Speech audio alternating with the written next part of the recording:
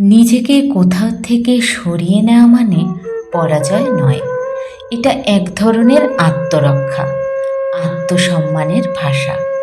একটা সময় সব চুপ করে মেনে নিতাম, সামনের মানুষজনকে ধরে রাখার জন্য প্রাণপণ লড়ে যেতাম মনের সাথে। ভাবতাম সম্পর্ক, বন্ধুত্ব, আত্মীয়তা কিংবা ভালোবাসা এইসব হারানো মানে জীবন থেকে টুকরো টুকরো খুশি হারিয়ে ফেলা।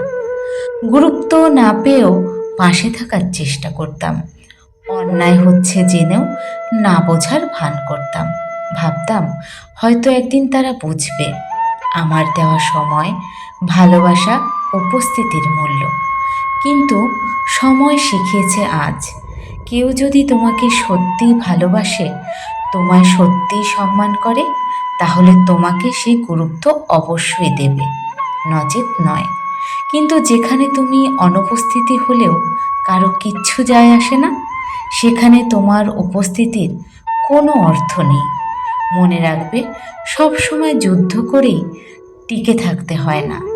অনেক সময় নিজেকে সরিয়ে নেওয়াটাই সবচেয়ে সাহসী সিদ্ধান্ত হয়ে দাঁড়ায় জীবনের চলার পথে।